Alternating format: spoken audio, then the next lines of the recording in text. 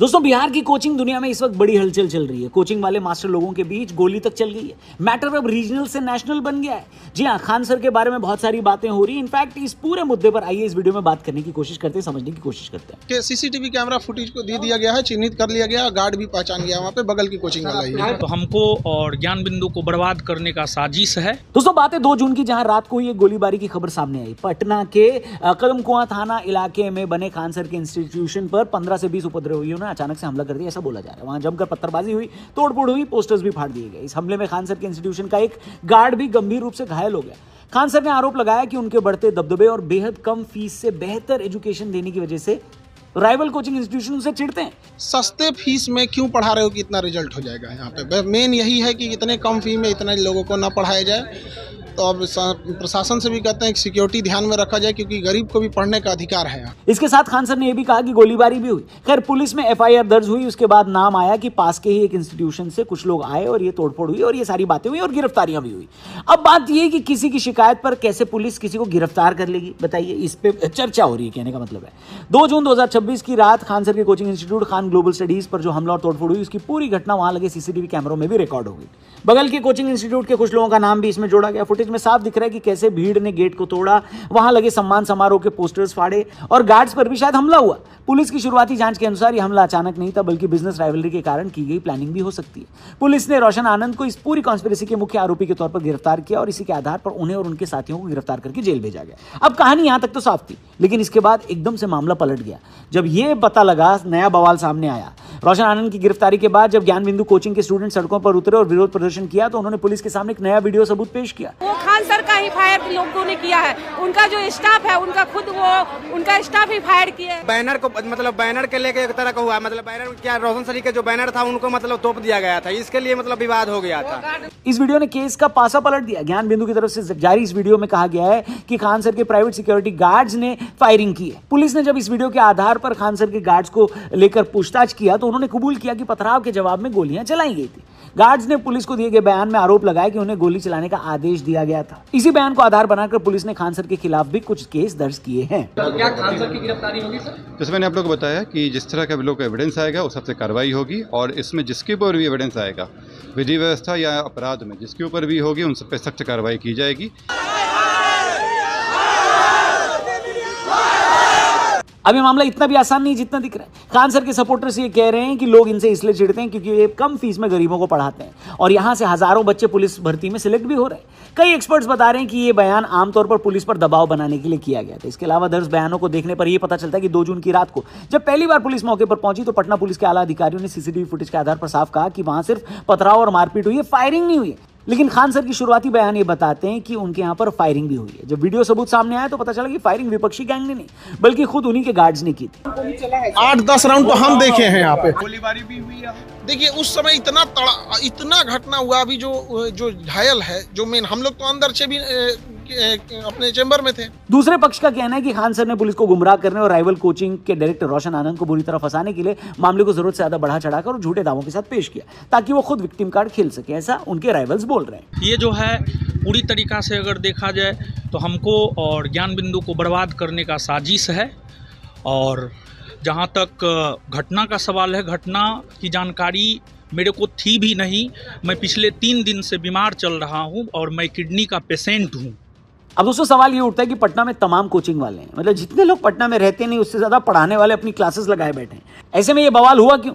तो भाई इसके पीछे सिर्फ और सिर्फ बच्चों के एनरोलमेंट्स और नए बैच में बच्चों को पढ़ाने का गेम काम करता है। अगर दोनों इंस्टीट्यूशंस के ट्रैक रिकॉर्ड, फीस और दावों का फैक्चुअल एनालिसिस किया जाए तो कुछ लोग ये कह रहे हैं कि ज्ञान बिंदु कई मायनों में खान सर के इंस्टीट्यूट को कड़ी टक्कर देता रहा है। पटना के कोचिंग हब्स में ये बात मानी जाती है कि नॉर्मल कॉम्पिटिटिव एग्जाम्स के लिए ज्ञान बिंदु का रिजल्ट काफी मजबूत रहा है। अभी बिहार पुलिस कांस्टेबल भर्ती परीक्षा के नतीजों में भी ज्ञान बिंदु के स्टूडेंट्स ने बड़े पैमाने पर सक्सेस हासिल की है, जिसके बाद इंस्टीट्यूट ने एक बड़ा प्रतिभा सम्मान समारोह भी ऑर्गेनाइज किया था। इसलिए इनके सपोर्टर्स का कहना है कि मीडिया में आमतौर पर यह नैरेटिव है कि खान सर ही सबसे सस्ती एजुकेशन देते हैं, लेकिन पटना के जमीनी कोचिंग मार्केट में हम भी बेहद एग्रेसिव लो कॉस्ट मॉडल अपना रखे हैं। अब देखिए, कौन ज्यादा सस्ता पढ़ा रहा है, कौन ज्यादा महंगा पढ़ा रहा है, ये डिबेट तो चलती रहेगी और लोग अपने डेटा और फैक्ट्स लाके लोगों को बताते रहेंगे। लेकिन यहाँ पर बात यह है कि जिन शिक्षकों को, जिन सर लोगों को बच्चों को सही शिक्षा देकर अच्छा आदमी बनने के लिए प्रेरणा स्रोत माना जाता है, वो अगर आपस में इस तरीके से लड़ रहे हैं, तो ये क्या मैसेज देगा? स्टूडेंट्स के मन में भी और समाज के मन में भी। इसके ऊपर डिबेट चल रही है सोशल मीडिया और मीडिया पर लगातार लोग अपने अपने कमेंट्स कर रहे हैं। देखिए, आप फला सर के फैन हैं या दूसरे वाले सर के फैन हैं, किस खेमे में हैं, किसको सपोर्ट करते हैं, सोशल मीडिया पर अपनी स्ट्रेंथ दिखा सकते हैं, लेकिन इससे मामला सुलझेगा नहीं, बल्कि और ज्यादा बिगड़ता चला जाएगा। अब मीडिया देखें या सोशल मीडिया देखें, दोनों पक्ष के लोग आपस में लगातार आ रहे हैं और एक दूसरे पर इल्जाम लगा रहे हैं। पर यहां पर सबसे बड़ा सवाल यह है कि जिन शिक्षकों को स्टूडेंट्स को सही शिक्षा देकर अच्छा नागरिक बनने के लिए प्रेरणा स्रोत माना जाता है, वो अगर आपस में लड़ेंगे तो कैसे मामला सुलझेगा। यहां बात किसी टीचर को सपोर्ट करने की नहीं हो रही है, बल्कि सारे टीचरों से, सारे शिक्षकों से ये पूछने की हो रही है कि भैया ये बताइए कि अगर आप लोग आपस में ऐसे लड़ेंगे या कॉम्पिटिटिव बने रहेंगे, कॉम्पिटिटिव बने रहने में प्रॉब्लम नहीं, उसके बदले में जो वायलेंस हो रहा है उसके ऊपर सवाल उठाया जा रहा है, तो इससे बच्चों में क्या मैसेज जाएगा। तो अगर आप लोग ही खेमा बनाकर एक दूसरे के ऊपर हमला करेंगे, मैं शब्दों से हमला करने की भी बात कर रहा हूं, अगर ऐसे ही अटैक करते रहेंगे, आइडियोलॉजिकली एक दूसरे के दुश्मन बने रहेंगे, तो भी देश के नेताओं से आप लोग कैसे लड़ेंगे।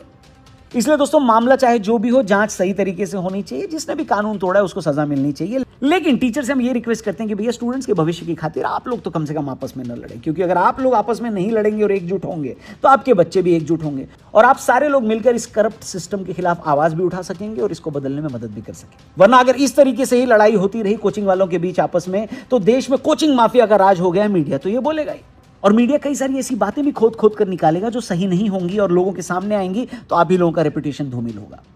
इसलिए यहां पर सबसे जरूरी बात समझनी यह है कि अगर आपस में लड़ाई कम होगी, तभी तो सिस्टम से जो लड़ाई लड़ने की कोशिश की जा रही है वो बढ़ेगी और अपने अंजाम तक पहुंचेगी। वरना आप ही लोगों के बयानों को और झगड़ों को ऐसे दिखाया जाएगा आगे रख के, और असली मुद्दा पीछे रह जाएगा।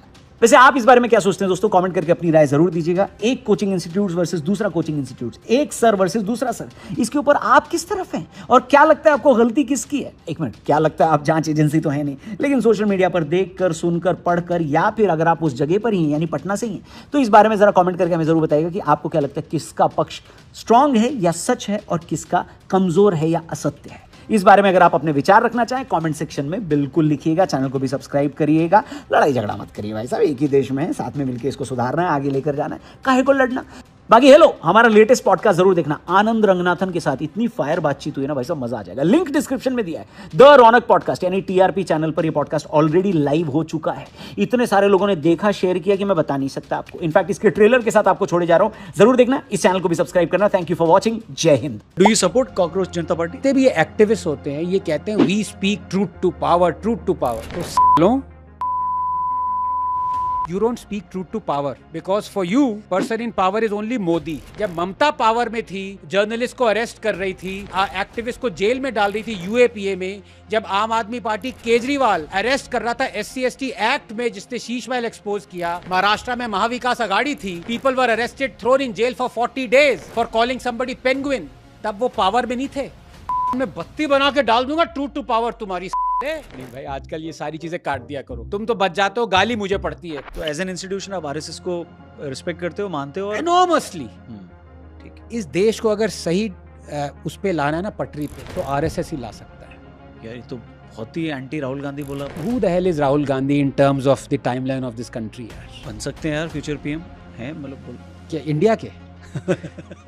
ये देश में फ्रीडम ऑफ स्पीच कभी थी नहीं, तो मैं ये नहीं कह रहा कि मोदी जी के जमाने में नहीं है, कभी नहीं थी। अब मेरे को कोई सुनता नहीं है, सब आपको सुनते हैं। अब you are the voice of Yogi and Modi, अब आपको नहीं सुन रहे लोग, तो मुझे कौन सुनेगा?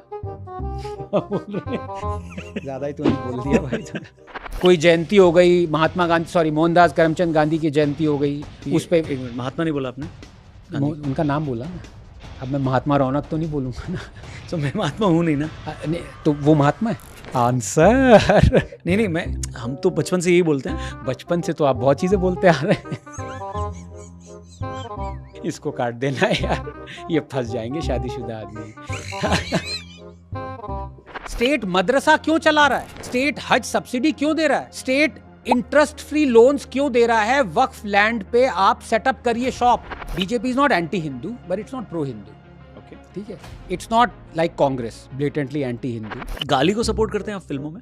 ऑफ कोर्स, दिन भर गाली देता हूँ यार, क्यों नहीं सपोर्ट करूंगा? देते हैं आप गाली? हाँ, वो कैसी बात कर रहे हो? ड्राइव ही नहीं करते दिल्ली में। दे सकते हो आप, कैमरे पे दिया आपने कभी?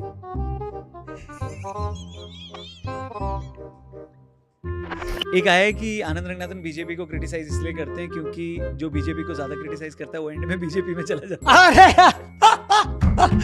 The best comment, honestly, it is so true. Oh my God. जाते जाते ये भी सुनते जाओ, Modi is 100 times better than anybody from the opposition. सुन लिया।